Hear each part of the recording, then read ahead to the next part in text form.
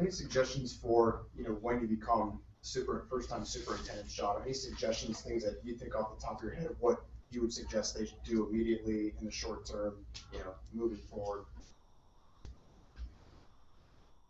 I make a living starting over, so I'll tell you one thing. The first thing I do is I sit down with all the employees, because you have to realize they're really nervous, and we sit down and you calm them down, and you don't, like for me personally, I calm them down and tell them, look, there's going to be change, because I'm different than the last person that was here, but and then that's the first thing I do. Then the next thing is, if it's not an organized working environment, I clean everything out, and then I get my system in place and make sure that everything's spit shine. And that sets the tone for the employees to understand that it's a new day and it's a new operation. And then it's also a meta message to the members that, our house is clean and now we're getting ready to clean house. So I do that, and then I make sure that I foster a relationship immediately with the golf professional and club manager if in fact they weren't part of the process of the hiring process. And we talked about listening, and you've got to ask the questions to be able to listen, but find out what the major issues are. Find out what they didn't like about the guy that was there before.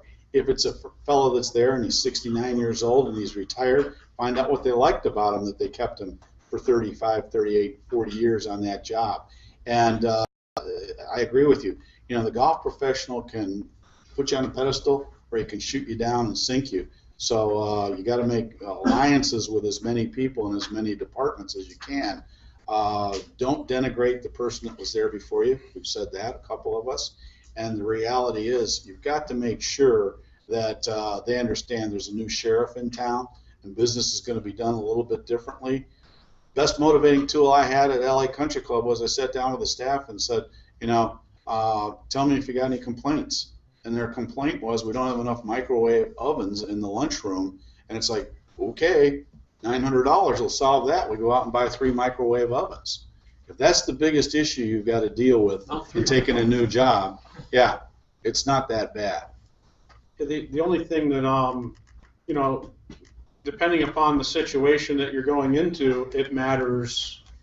The situation that Jeff's in right now. The members at Sunnybrook didn't hate Scott. Scott left for a different opportunity or whatever.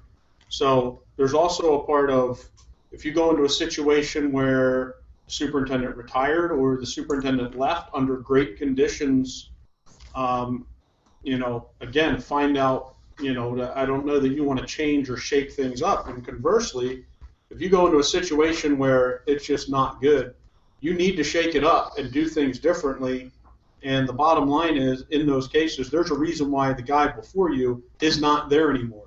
So if you try to go in there and do what he was doing before or run his programs and let the employees and the crew dictate that to you because that's the way they've always done it, you'll be the next guy out the door.